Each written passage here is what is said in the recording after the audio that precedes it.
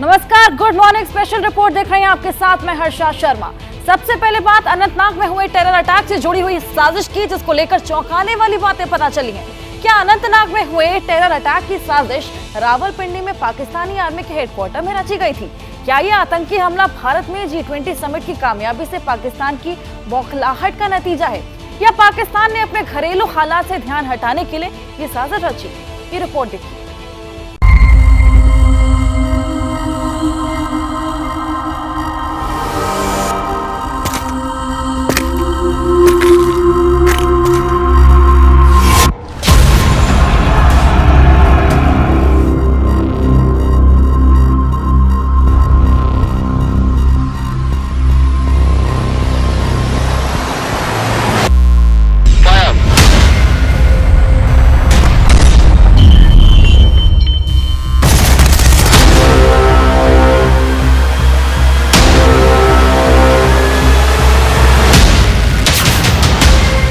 अनंतनाग में आतंकी हमला।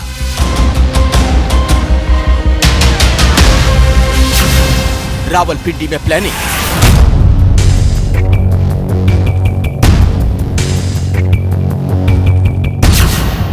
और इस्तांबुल से ऑर्डर।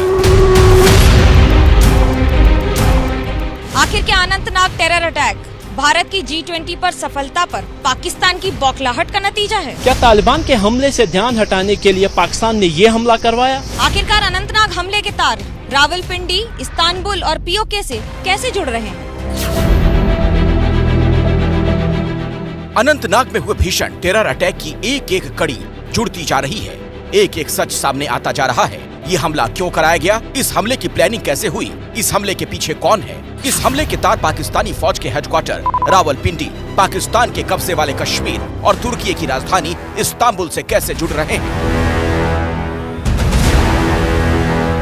आज हम इस पूरी अंतर्राष्ट्रीय साजिश का पर्दाफाश करने जा रहे हैं। हम आपको बताने जा रहे हैं कि कैसे लश्कर-ए-तौयबा ने अपने चेहरे बदलकर इस पूरे हमले को अंजाम दिया।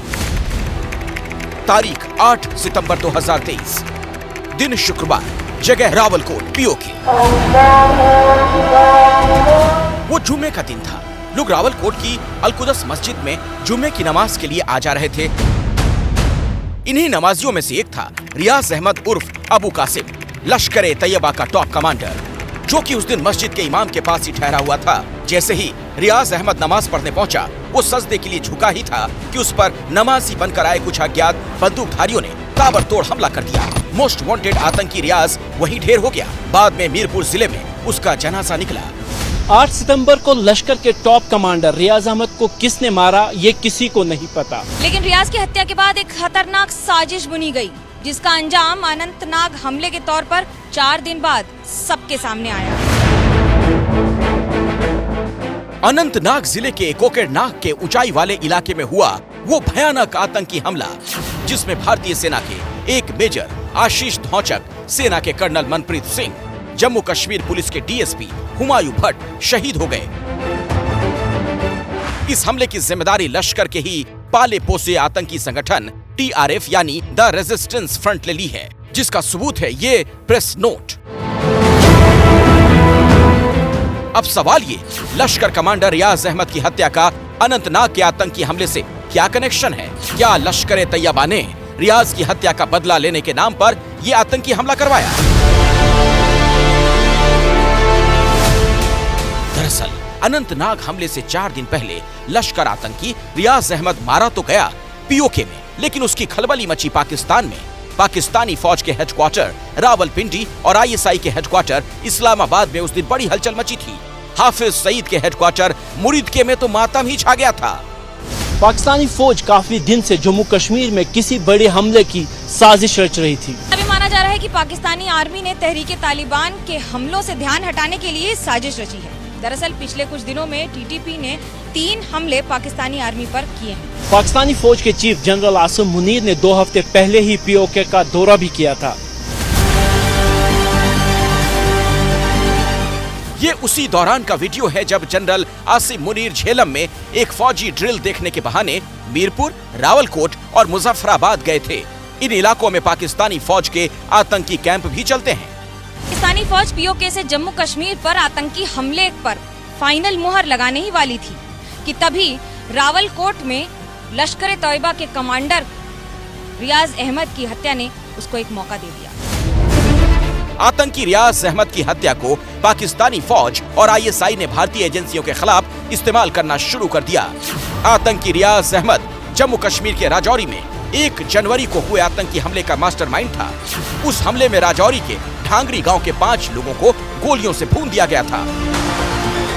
तभी से भारतीय एजेंसियों को रियाज अहमद की सरगर्मी से तलाश थी, लेकिन वो पिछले हफ्ते ही 8 सितंबर को पीओके की मस्जिद में मारा गया। आतंकी संगठन टीआरएफ ने अनंतनाग हमले को रियाज की हत्या का बदला बताया है। टीआरएफ यानी द रेजिस्टेंस फ्रंट लश्कर तैयबा की एक ब्रांच है जो कि जम्मू कश्मीर में एक्टिव है। टीआरएफ को लश्कर जैसे आतंकी संगठनों को कवर देने के लिए ये इसलिए बनाया गया ताकि भारत में होने वाले आतंकी हमलों में सीधे तौर पर पाकिस्तान का नाम न आए। लातों की भूत बातों से नहीं मानते, ये बहुत पुराना सबक है और इसको बार बार नहीं सीखना चाहिए। पाकिस्तान को इंटरनेशनल फोरम में आइसोलेट करने की जरूरत है। पाकिस्तान के ऊपर और प्रेशर आना चाहिए कि वो आतंकवाद को बढ़ावा ना दे पाए। अब जरा अनंतनाग हमले की टाइमिंग पर गौर कीजिए। ये हमला एक ऐसे वक्त पे हुआ है जब Pakistani army chief general Asim Munir तुर्की पहुंचे हुए थे। जैसे ही जनरल आसिम मुनीर ने तुर्की की राजधानी इस्तांबुल में कदम रखा, उनकी तुर्की के राष्ट्रपति एर्दोगन से मुलाकात हुई। इधर जम्मू कश्मीर के अनंतनाग जिले में पाकिस्तानी फौज के इशारे पर लश्कर आतंकियों ने हमला कर दिया। हमले के बाद लश्कर के प्रॉक्सी आतंकी ग्रुप टीआरएफ ने हमले की जिम्मेदारी लेने में भी तो साजिश के तार रावलपिंडी से लेकर इस्तांबुल तक जुड़ रहे हैं। अनंतनाग अटैक में देश के सपूतों ने अपनी जान कुर्बान कर दी। आतंकियों का मुकाबला करते हुए कर्नल मनप्रीत सिंह, मेजर आशीष नौचक और जम्मू कश्मीर पुलिस के डीएसपी हुमायूं भट्ट शहीद हो गए। पूरा देश अपने शहीद सपूतों को नम आंखों से नमन कर रहा है। साथ ही ये भी पूछ रहा है कि शहीदों के सर्वोच्च बलिदान का बदला हिंदुस्तान कब लेगा।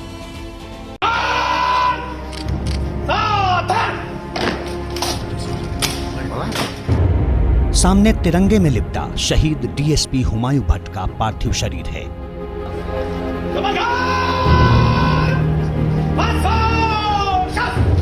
बेटे को अंतिम सलाम करने पिता गुलाम भट्ट आते हैं।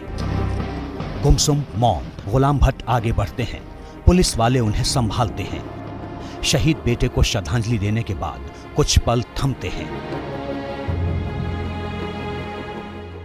मन का दुख नम आंखों में दिखता है। एक पिता की लाचारी जिसने भी देखी खुद दुख के समंदर में डूब गया।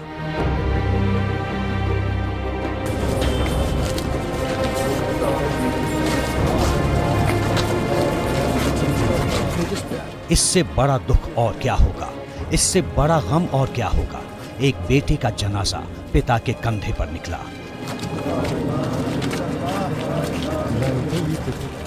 बेटे को आखिरी विदाई देते हुए पिता गुलाम हसन भट्ट का कलेजा तार तार हो गया। एक बेबस पिता का ये दर्द जिसने भी देखा अपना गम छिपा नहीं पाया। जाने का हमारा वक्त था, हमारी इस बच्चे की जो मौत हुई इसको हम अब बर्दाश्त नहीं कर सकते। गुलाम हसन भट्ट खुद जम्मू कश्मीर पुलिस में रहे हैं। जानते थे जम्मू कश्मीर पुलिस की नौकरी कितने खतरों से भरी है, लेकिन बेटे को पुलिस की नौकरी करने से नहीं रोका। शहीद हुमायूं भट्ट त्राल के रहने वाले थे। जम्मू कश्मीर पुलिस के 2018 बैच के अधिकारी थे। हुमायूं भट्ट की शादी पिछले साल ही हुई थी। महीने भर भी नहीं हुए थे हुमायूं भट्ट के घर में नया मेहमान आया था। जिस घर में किलकारियां गूंज रही थी, अब वहां मातम के आंसू हैं।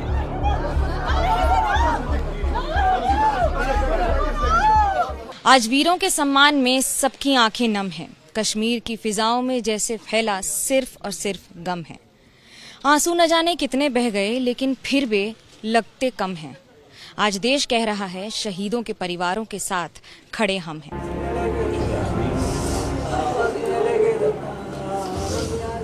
जम्मू कश्मीर के अनंतनाग में दहशतगर्दों का मुकाबला करते हुए देश के लिए बलिदान देने वालों में एक इस घर का चिराग भी है। ये शहीद मनप्रीत सिंह का घर है। देशभक्ति मनप्रीत के खून में थी। पिता आर्मी में थे, दादा ने अंग्रेजों के खिलाफ आजादी की जंग लड़ी थी। ऐसी विरासत वाले घर में बेटे को खोने का गम है। मां को अफसोस है कि बेटा अभी चला गया है, अभी तो उसे देश की और सेवा करनी थी।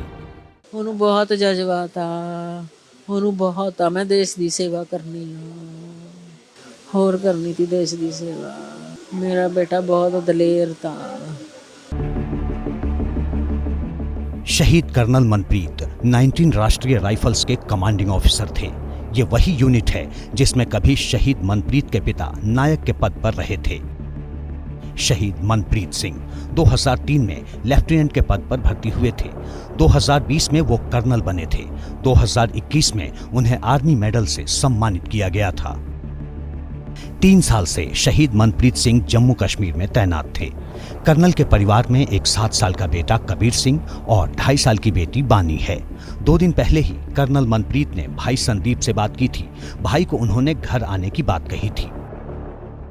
उनकी बेटी का बर्थडे था नेक्स्ट मंथ कि ये सपने तो होते ही हैं, बंदा कोशिश करता है, इतनी दूर रह के क्या क्या करेगा। आतंकियों से मुठभेड़ से चंद घंटे पहले बुधवार सुबह 6:45 पर शहीद कर्नल मनप्रीत सिंह ने अपने रिश्तेदार वीरेंद्र गिल से बात की थी। मनप्रीत घर आने की तैयारी में थे और खुश थे, लेकिन इस बीच वो हुआ जिसकी आशंका भी किसी को नहीं थी। हम इस टाइम इतने बहुत ज्यादा दुखी। अभी सेना मेडल मिले थे इनको जस्ट बिफोर ए ईयर और सो। पोजीशन ही ऐसी होगी, हम नहीं बोल पा रहे, वो तो क्या बोलेगी बेचारी।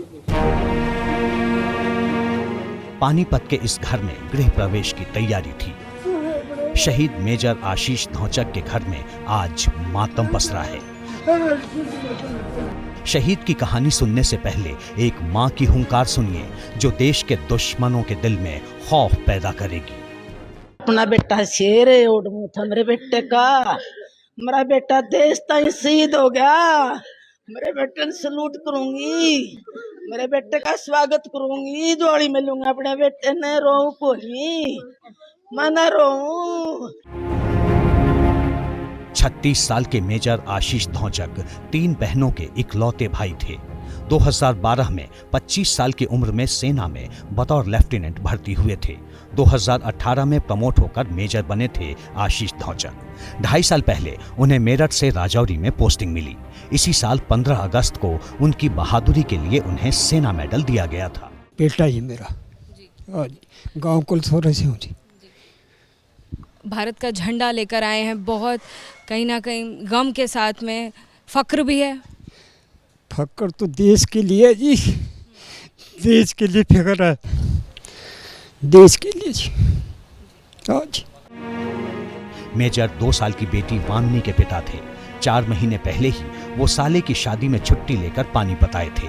अक्टूबर महीने में आशीष अपने जन्मदिन पर नए घर का गृह प्रवेश करने के लिए आने वाले थे। नेक्स्ट मंथ बर्थडे पे आऊँगा और मकान भी शिफ्ट, मकान तो तैयार ही था, बस उसने अपने पसंद का फर्नीचर खरीदना था कि मकान भी तभी शिफ्ट कर लेंगे और बर्थडे सेलिब्रेशन हो जाएगा। फिर उसने जल्दबाजी में ये कह के फ़ोन काटा कि मैं 2-4 घंटे में फ़ोन करता हूँ, कहीं ऑपरेशन पे जा रहे हैं। परिवार के इकलौते बेटे को खोने का गम पिता की आंखों से बरस रहा है। पिता लालचंद NFL से रिटायर्ड हैं। परिवार के पास अपना घर नहीं था।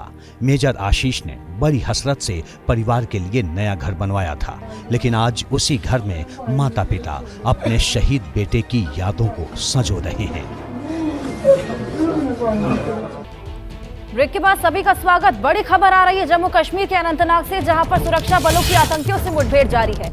पहाड़ पर छिपे आतंकियों पर सुरक्षा बलों की पैनी नजर है। आतंकियों पर ड्रोन से भी नजर रखी जा रही है। राज्य के डीजीपी ने साफ कर दिया कि सभी आतंकियों का खात्मा कर दिया जाएगा। बुधवार को आतंकियों ने घात लगाकर सुरक्षा बलों पर हमला बोला था, जिसमें सेना के 2 अफसर और जम्मू कश्मीर पुलिस का एक अधिकारी शहीद हो गए थे। जिसके बाद से आतंकियों से मुठभेड़ लगातार जारी है। जवानों ने इलाके की घेराबंदी भी कर रखी है। ड्रोन से भी यहां पर निगरानी की जा रही है और साथ ही आपको बता दें कि लगातार ये मुठभेड़ यहां पर जारी है। अनंतनाग से ये खबर, तो ड्रोन से भी नजर रखी जा रही है। सुरक्षा बलों की पैनी नजर यहां पर है। पहाड़ पर जो आतंकी छिपे हैं उनसे मुठभेड़ लगातार यहां पर जारी। देखिए तस्वीरें भी हम आपको दिखा रहे हैं।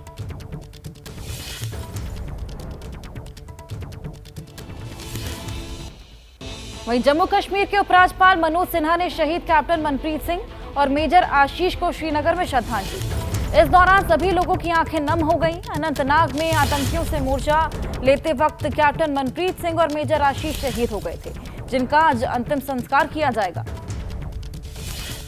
तो सभी नम आंखों से उन्हें विदाई देंगे। सभी लोग उनकी विदाई के दौरान मौजूद रहने वाले हैं। कैप्टन मनप्रीत सिंह और मेजर आशीष श्रीनगर में आज श्रद्धांजलि दी जाएगी। साथ ही उपराज्यपाल मनोज सिन्हा ने शहीद कैप्टन मनप्रीत सिंह और मेजर आशीष को श्रीनगर में श्रद्धांजलि।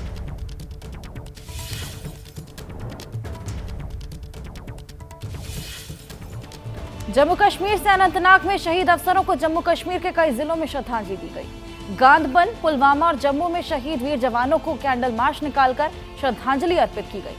इस दौरान लोगों की आंखें नम हो गईं। लोगों ने सरकार से शहादत का बदला लेने की भी मांग की है। तो बुधवार को हुए आतंकी हमले में जो जवान शहीद हुए, उन्हें यहां पर नम आंखों से श्रद्धांजलि। कश्मीर के जिस जंगल में 3 अफसरों की शहादत हुई, वहां लगातार आतंकियों की तलाश जारी है। जमीन से लेकर आसमान तक सर्च ऑपरेशन लगातार जारी है। 2 से 3 आतंकियों के छिपे होने की आशंका भी जताई जा रही है।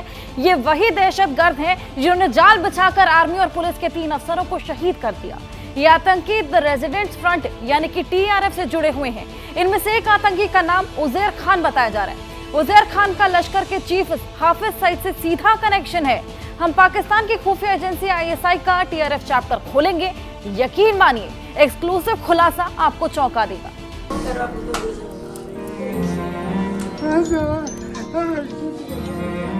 देश ਲਈ शहीद हो गया, ਉਹਨੂੰ बहुत जज्बात आ। ਹੁਣ ਆਣਾ ਤਾਂ ਹਫਤੇ 10 ਦਿਨਾਂ ਤੋਂ ਬਾਅਦ ਆਣਾ ਸੀ। 10ਵੇਂ ਮਹੀਨੇ ਚ ਆਣਾ ਤਾਂ ਅਕਤੂਬਰ मेरा बेटा जान कुर्बान कर गया देश पे। पूरा देश साथ है, पूरा देश। तो ठोस कार्रवाई कब करें? ठोस कार्रवाई करो।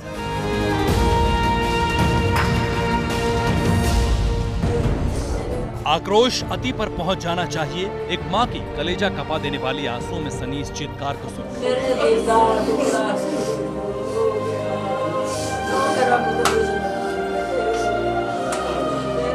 सब्र का पर्वत बर्फ की तरह पिघल जाना चाहिए। इस विलाप को सुनो।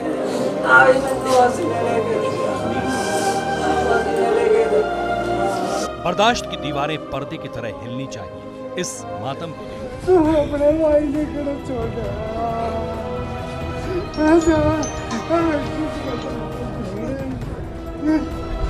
खून खौलना चाहिए। ताबूतों में लिपटे शूर वीरों के बेजान जिस्म को देखो। खाकी वाले शरीर पर तिरंगा देखकर दहशतगर्दों को पालने वालों की बुनियाद हिलनी चाहिए। अब भी वो समझ नहीं रहे तो कब समझेंगे? उनको तो बिल्कुल धूल में मिला आज है, तभी कामयाबी मिलेगी।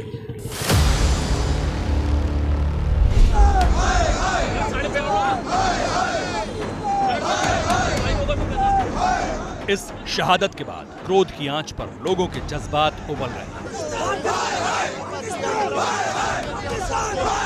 प्रचंड प्रतिकार की मांग हो रही है।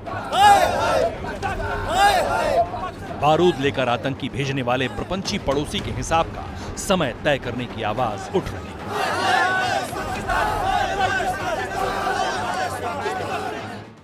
बार बार पुकार करके कहने का प्रयास करना चाहते हैं बदला लो। कश्मीर के अनंतनाग में हुई घटना के खिलाफ देश गुस्से में है। देश में गम है, देश में गुस्सा है और ये गुस्से की तस्वीरें मैं आपको जम्मू से दिखा रहा हूं। ये सिर्फ मुट्ठी भर लोगों की आवाज नहीं, हिंद के योद्धाओं की पीठ पर आघात के बाद राष्ट्रीय स्तर पर प्रतिघात की बात हो रही है। फिर से सरहद पार प्रहार की मांग उठने लगी है। जब तक हम अलग थलग नहीं करेंगे पाकिस्तान को, नहीं तो उनके लिए बिजनेस एज नॉर्मल। हाँ जी ठीक है, अगर उसके ऊपर दबाव डालना है तो उसको अलग थलग करना पड़ेगा। पाकिस्तान का जो मैच है, अगर मैच होता है इसके बाद, तो हम उसका विरोध करेंगे। पाकिस्तान पोषित, पाकिस्तान के द्वारा प्रायोजित यह आतंकी घटना और हिंसा का भारत के प्रधानमंत्री को मुंह तोड़ जवाब देना चाहिए। हमारे जवानों की जो शहादत है वो बेकार नहीं जाएगी, इसका करारा जवाब मिलेगा। हर शब्द में आतंकिस्तान में बदल चुके पाकिस्तान का नाम है। लोग जानना चाहते हैं कि अनंतनाग आतंकी हमले का पाकिस्तान कनेक्शन क्या है, किसने और कहां अनंतनाग में हमले की साजिश रची थी, क्या ये आईएसआई, पाकिस्तानी सेना और लश्कर का कुकृत्य है। इन सवालों का जवाब जानने के लिए सबसे पहले जानिए कि 13 सितंबर को कैसे घाटी लहूलुहान हुई। जम्मू कश्मीर पुलिस को कोकेरनाग में 2 आतंकियों के छिपे होने की खबर मिली। डीएसपी हुमायूं भट्ट ने तुरंत ज्वाइंट ऑपरेशन लॉन्च करने के लिए कहा। ज्वाइंट ऑपरेशन के दौरान कर्नल मनप्रीत सिंह, मेजर आशीष धौचक और डीएसपी हुमायूं भट्ट शहीद हो गए।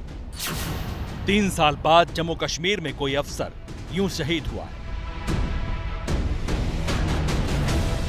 सेना के अंदर एक भी इंसान, चाहे वो जवान हो, जेसी हो या ऑफिसर हो, उसको शहीद होना ही एक बहुत बड़ा नुकसान है। लेकिन अगर ऑफिसर होता है तो उससे एक फिगर का ही नुकसान नहीं, लेकिन एक बहुत बड़ा मोराल के ऊपर झटका पड़ता है। और अगर इस लेवल का अधिकारी शहीद होता है तो आप समझ लीजिए कि कितना बड़ा मोराल को धक्का लगता है, कितना बड़ा मोटिवेशनल फैक्टर बन जाता है और कितनी बड़ी मायूसी सी छा जाती है ऐसी परिस्थिति में। हमारे जितने शहीद होते हैं उनका कीमत चुकाना पड़ेगा दुश्मन को, नहीं तो शहादत का कोई मतलब नहीं रहता। इन अफसरों के बलिदान का जिम्मेदार है द रेजिस्टेंस फ्रंट, जो टीआरएफ के नाम से कुख्यात है, जो खूंखार आतंकी संगठन है। टीआरएफ ने ही अनंतनाग आतंकी हमले की जिम्मेदारी ली है। यह हमला आतंकी मोहम्मद रियाज अहमद उर्फ अबू कासिम की हत्या का बदला लेने के लिए किया गया। ये मोहम्मद रियाज की वो कड़ी है जो पाकिस्तान और वहां के सबसे कुख्यात आतंकी संगठन से टीआरएफ के रिश्तों की कड़ी को जोड़ती है। रियाज के जरिए टीआरएफ और अनंतनाग आतंकी हमले के पाकिस्तानी कनेक्शन के बारे में विस्तार से बात करेंगे, मगर उससे पहले इस आतंकी संगठन टीआरएफ की कुंडली जान लीजिए। ये आतंकी संगठन द रेजिस्टेंस फ्रंट 2019 में वजूद में आया था। गृह मंत्रालय ने इसी साल जनवरी में यूएपीए के तहत टीआरएफ पर प्रतिबंध लगाया था। The resistance front Jammu Kashmir में सक्रिय है। टीआरएफ का मकसद कश्मीर में फिर से 90 वाला खूनी दौर वापस लाना है। इसके आतंकी टारगेट किलिंग करते हैं। 2020 में बीजेपी नेता की हत्या में भी टीआरएफ का नाम आया था। यूं तो ये ज्यादातर गैर कश्मीरियों पर हमला करता है, मगर इस बार सेना के अफसरों को निशाना बनाया है। दरअसल टीआरएफ पाकिस्तान के कुख्याती आतंकी संगठन लश्कर-ए-तैयबा का नया वर्जन है, या यूं कहें तो हाफिज सईद का इस सेंचुरी का अपग्रेडेड वर्जन। लेकिन ये भी सच है कि रिपोर्ट्स के आधार पर यह साबित किया जा चुका है कि बार बार सारे हथियार टीआरएफ को लश्कर-ए-तैयबा से ही मुहैया और सप्लाई किए जाते हैं। पहले जमातुल दावा था, उस पर शिकंजा कसा तो लश्कर बना। रिपोर्ट बताती है कि उसके बाद टीआरएफ बना, और जानकारी ये भी है कि अनुच्छेद 370 को हटाए जाने के बाद टीआरएफ एक ऑनलाइन प्लेटफॉर्म के तौर पर शुरू हुआ था। भले ही टीआरएफ घाटी से अनुच्छेद 370 हटने की बात बना, लेकिन इसको सांगठनिक तौर पर मजबूती तब मिली जब फाइनेंशियल टास्क फोर्स ने पाकिस्तान पर दबाव बनाया। पाकिस्तान को ना चाहते हुए भी वैश्विक आतंकी हाफिज सईद पर शिकंजा कसना पड़ा। रिपोर्ट के मुताबिक दहशतगर्दों के आका यानी हाफिज को कथित तौर पर जेल में बंद करने के बाद पाकिस्तान की आर्मी, वहां की सेना की शह पर टीआरएफ का विस्तार किया गया। रिपोर्ट्स की माने तो पाकिस्तानी आर्मी, आईएसआई, हिजबुल मुजाहिदीन और लश्कर-ए-तैयबा, इन सब ने मिलकर टीआरएफ पर काम किया। छटे हुए आतंकियों को इसकी कमान संभालने का मौका दिया, जिसमें सबसे आगे साजिद हक और सज्जाद गुल को रखा गया। लश्कर के आतंकियों ने नई पहचान के साथ पैर पसारना शुरू किया। टीआरएफ से जुड़े आतंकी सूबे में होने वाली हर सरकारी और सियासी गहमा-गहमी पर नजर रखते हैं। वो सोशल मीडिया पर भी काफी एक्टिव है। इसके जरिए युवाओं को भटकाते हैं। जम्मू कश्मीर पुलिस के आंकड़ों के मुताबिक साल 2022 में घाटी में जितने आतंकी मारे गए थे, उनमें से 108 टीआरएफ या लश्कर से जुड़े थे। इस वक्त लश्कर-ए-तैयबा का यह आतंकी संगठन जम्मू कश्मीर में सबसे ज्यादा एक्टिव है। हवाला के पैसों के दम से लोग रिक्रूट करे और रिक्रूट करने के बाद ये टीआरएफ जैसा एक संगठन खड़ा कर दिया। प्रॉक्सी संगठन है, लश्कर-ए-तैयबा का संगठन है, और डायरेक्शन इसका पाकिस्तान से होता है। 2019 जब से आर्टिकल वहां से कश्मीर से एबॉरिगेट किया गया था 370, तब से ये ग्रुप एक्टिव हुआ है। इनको वापस इनको कट टू साइज करने की जरूरत है। इनको एक सबक सिखाना बहुत जरूरी है और उसको हम खत्म करने के में हम बहुत साल से चलती आ रही है और हम करेंगे। दुनिया का ध्यान भटकाने के लिए या कहिए फाइनेंशियल एक्शन टास्क फोर्स की आंख में धूल झोंकने के लिए पाकिस्तानी खुफिया एजेंसी और आतंकी संगठनों ने मिलकर लश्कर को नए नाम, नई पहचान के साथ घाटी में विस्तार दिया है। हिंदुस्तान के लिए नासूर बनते जा रहे इस टीआरएफ की पोल खुल चुकी है। अनंतनाग हमले के बाद लश्कर-ए-तैयबा, आईएसआई और पाकिस्तानी की नामकरण वाली साजिश पूरी तरह से बेनकाब हो चुकी है। दुनिया ये जान चुकी है कि द रेजिडेंट्स फ्रंट यानी कि टीआरएफ का कमांडर भले ही वांटेड टेररिस्ट सज्जाद गुल है, लेकिन असली चीफ हाफिज सईद ही है। ये तस्वीर थोड़ी पुरानी है, यानी 8 सितंबर की। कालीन पर निढाल पड़ा ये छटा हुआ कुख्यात आतंकी है मोहम्मद रियाज, जो अबू कासिम के नाम से भी जाना जाता था।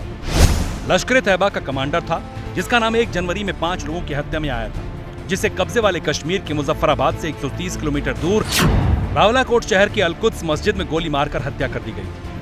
टीआरएफ ने दावा किया है कि रियाज की हत्या का बदला लेने के लिए उसने अनंतनाग का हमला किया है, यानी लश्कर के जुड़े कमांडर का बदला टीआरएफ ने लेकर साबित कर दिया कि दोनों का सरगना एक ही है और वो हाफिज सईद है।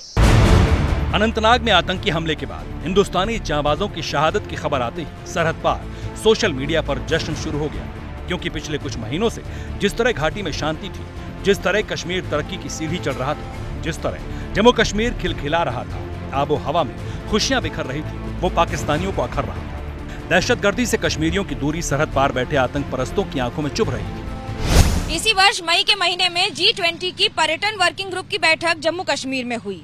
अंतर्राष्ट्रीय स्तर के कई मेहमान कई देशों से यहाँ आए और उन्होंने यहाँ पर शिरकत की। इस बैठक के बाद पाकिस्तान की अफवाह की हवा निकल गई। इसके बाद दिल्ली में अभी G20 की बैठक हुई। दुनिया भर के नेता यहाँ आए, हिंदुस्तान की वाहवाही हुई और वहीं पाकिस्तान की आवाम वहाँ की सेना और सरकार को धिक्कारने लगी। भारत में आतंकवादी भेजने वाले पाकिस्तान को तालिबान से उसकी भाषा में उसी की जमीन पर अब लगातार जवाब मिल रहा है। अफगानिस्तान पाकिस्तान बॉर्डर पर तो टीटीपी ने लगातार पिछले कुछ दिनों में कई हमले किए हैं और चित्राल में तो आर्मी के दफ्तर को ही कब्जा लिया है। जिस तरह तालिबानी आतंकी आक्रामकता के साथ आगे बढ़ रहे हैं, उससे पाकिस्तान की उस आर्मी को सवालों के चक्रव्यूह में खड़ा कर दिया, जिस पर वहां की आवाम बोलने से बचती है। बताते हैं कि पाकिस्तान के लोगों को ध्यान भटकाने के लिए ही कश्मीर को लहूलुहान करने का प्लान है। बताते हैं कि पाकिस्तान की खुफिया एजेंसी आईएसआई इसके बाद सक्रिय हो गई।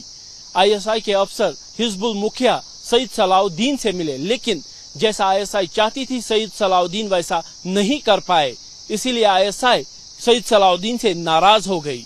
आईएसआई ने सलाउद्दीन को हिजबुल कमांडर आमिर खान को अपना कार्यभार सौंपने का आदेश दिया है। रिपोर्ट बताती है कि अब हिजबुल को पैसा देना भी बंद कर दिया गया और यहां तक सलाउद्दीन को जान से मारने की धमकी मिली है। इस सब के बीच ये तस्वीर आई जो कब्जे वाले कश्मीर की है। अचानक ही पाकिस्तान का आर्मी चीफ असीम मुनीर झेलम में एक फौजी ड्रिल देखने के बहाने मीरपुर, रावलाकोट और मुजफ्फराबाद पहुंचा। ये वही इलाका है जहां आतंकी कैंप्स चलते हैं। पहला कैंप मुजफ्फराबाद के सवाई नाला के अक्स मशकर में है, दूसरा कोटली के खुरेत में और तीसरा मीरपुर में। लश्कर-ए-तैयबा के इन आतंकी कैंप्स में आतंकियों को firing, rolling, combat operation, hostile situation, cover firing, map reading, GPS system और वायरलेस रेडियो की ट्रेनिंग दी जाती है। इस ट्रेनिंग को दौराए लश्कर कहा जाता है। हालांकि दौराए लश्कर से पहले आतंकियों को 2 अलग अलग कैंप में ट्रेनिंग लेनी पड़ती है। मसलन खैबर पख्तूनख्वा का खुलहारी कैंप, जहां दौराए आम नाम की ट्रेनिंग होती है। यहाँ दौराए आम की ट्रेनिंग दी जाती है जो 21 दिन की होती है। इस कैंप में आतंकियों को कट्टरता सिखाई जाती है। यहाँ आतंकियों के दिमाग में इतना जहर भर दिया जाता है कि वो किसी को भी मारने या खुद मर जाने से भी नहीं डरते। इसके बाद होती है दौराए खास की ट्रेनिंग, जिसके लिए आतंकियों को आतंक की उस प्रयोगशाला में भेजा जाता है जिसे पीओके कहते हैं। दौराए खास की ट्रेनिंग पीओके के मुजफ्फराबाद के सवाई नाला के अक्स मशकर कैंप में होती है। ये ट्रेनिंग 3-4 महीने की होती है। इस ट्रेनिंग में आतंकियों को ऑटोमेटिक हथियार चलाना सिखाया जाता है। ये ट्रेनिंग पाकिस्तानी आर्मी और आईएसआई की निगरानी में होती है। इसी के बाद दौराए लश्कर की ट्रेनिंग होती है और फिर उन दहशतगर्दों को लॉन्च कर दिया जाता है। लॉन्च पैड पर लाने के बाद अलग अलग रास्तों से कश्मीर में घुसपैठ कराई जाती है। ये लॉन्च पैड पीओके के सरदारी, केल और तेजिन, दुधनियाल, अठमुगम, सोनार, लोसार और शेर खान टॉप में। इन लॉन्च पैड पर आतंकियों की घुसपैठ में पाकिस्तानी आर्मी के एसएसजी कमांडोज मदद करते हैं। पत्रकारिता कोई इमोशन नहीं है, ना अपना कोई ज्ञान देना है और ना कोई विचार थोपना है। पत्रकारिता क्या है? पत्रकारिता का मतलब है सही जानकारी इकट्ठा करना और तथ्य बताना। पत्रकारिता आज जितने महत्वपूर्ण दौर में है, शायद पहले नहीं थी। इस दौर से निकलने के लिए सिर्फ सच दिखाने की जरूरत है, वो सच जो आपके हित को आगे रखे। इसलिए अब रात 9 बजे प्राइम टाइम नहीं होगा, ये आपका टाइम है। जगविंदर पटियाल के साथ देखिए पब्लिक इंटरेस्ट, सोमवार से शुक्रवार रात 9 बजे सिर्फ एबीपी न्यूज पर। एबीपी न्यूज आपको रखे आगे।